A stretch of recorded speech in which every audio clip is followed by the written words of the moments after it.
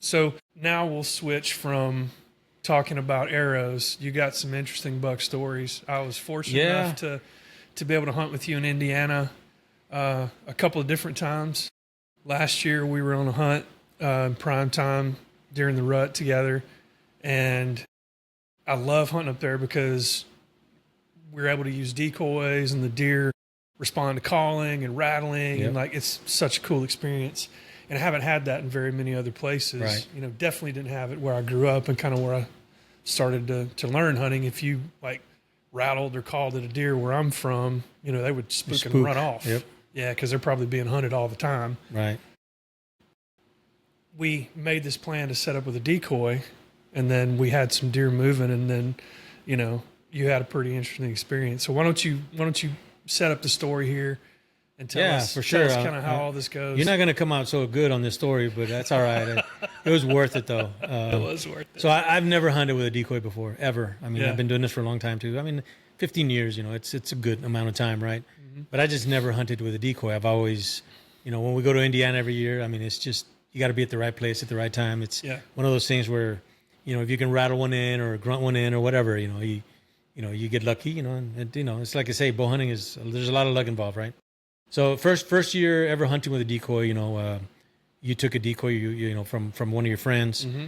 and you used it a couple times, and then I used it one time at the 350 ranch, and in an open field. So I was hunting out of a tree stand, so no issues there. You know, it was windy that day.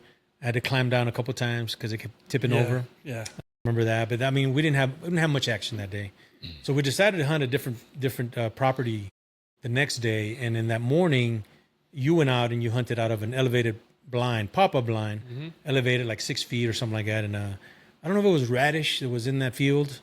I don't remember what was planted there. It's a bunch of clover. It was clover. It's really, really pretty green field with clover. Yeah, it was in clover that year. He does clover. He does radish. I couldn't remember what it was. It was clover, but it was in the morning. No, that was an afternoon hunt. Yeah, so It was an afternoon hunt. the morning I was there, and I don't think I had the decoy. No. I think I just sat up in the pop-up blind, and about 100 yards straight in front of the blind to the left, there was this kind of little bottleneck.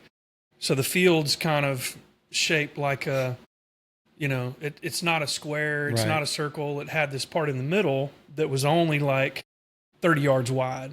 And then that part too kind of had a little dip in it. Mm-hmm. And so naturally, and it went into a draw that went down into like hardwood bottom and all this other stuff. So and it's deep down in there. It's really deep. And so big pine thicket on the left. And so that's where the deer, I saw this buck come out there, and he was a dandy. And so he came out, and I'm like, "Wah, wah, wah," you know, rattling, trying to get him to turn or whatever. And I couldn't do it. Right. And we had pictures of nice bucks and a lot of deer kind of traveling through the same area. And so I remember coming back and saying, hey, man, you should probably go